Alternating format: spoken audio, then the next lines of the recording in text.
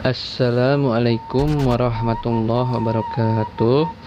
Bertemu lagi dengan pelajaran bahasa Sunda di kelas 2. Kali ini kita akan belajar pengajaran 8 atau bab 8 ya. Pelajaran 8 ada pada halaman 109.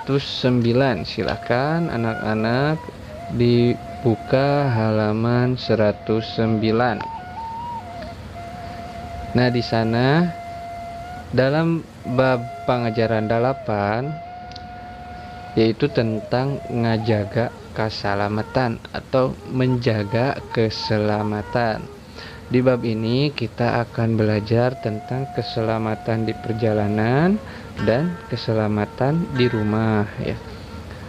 Nanti beberapa pertemuan ke depan kita akan mempelajari bab 8. Nah, untuk pertemuan pertama di bab 8 yaitu menjaga keselamatan ya. Boleh diperhatikan halaman 109. Menjaga keselamatan. Ngajaga keselamatan kewajiban utama unggal jalma. Menjaga keselamatan kewajiban utama setiap orang. Boh budak boh kolot teu aya bedana. Boh budak boh kolot itu artinya baik anak-anak ataupun orang dewasa, tidak ada bedanya. Sangkan teu nyorang cilaka. Sangkan itu supaya teu nyorang tidak mengalami celaka. Salawasna kudu waspada. Salawasna selalu kudu harus waspada. Waspada. Ulah sagawahya jangan sembarangan. Ulah balangah jangan lengah. Ulah lalawora jangan lalai. Tertib taliti tur hati-hati ya. Tertib, teliti dan hati-hati jadi kunci ngejaga diri, jadi kunci menjaga diri. Tuhu kana aturan, patuh pada aturan. Tumut kana pituduh, nurut pada petunjuk. Piwuruk itu nasihat. Taat kana papatah, taat pada pepatah. Tur teu asa-asa tatanya dan tidak canggung untuk bertanya, berani bertanya ya. Mangrupa modal pikeun keselamatan, berupa modal untuk keselamatan. Boh di imah, baik itu di rumah, boh dina mangsa lumampah ataupun dalam perjalanan. Nah, jadi keselamatan itu kuncinya kita harus tertib, teliti dan hati-hati ya. Terus kita juga harus selalu waspada, jangan sembarangan, jangan lengah dan jangan lalai. Itu menjadi kunci untuk menjaga diri baik itu di rumah ataupun di perjalanan.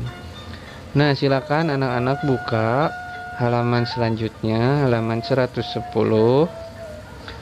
Nah, di situ terdapat cerita atau bacaan ya, wacana dengan judul aturan Patalimarga atau judulnya aturan lalu lintas. Silakan bisa diunduh atau di-download terjemahannya di grup kelas masing-masing yang sudah dikirimkan. Kemudian setelah diunduh, anak-anak silakan baca teks atau cerita aturan Patalimarga, dan tugasnya yaitu halaman 113, yaitu prak tulis ku hidep aturan Patalimarga dumasar kana gambar nu disadiakeun.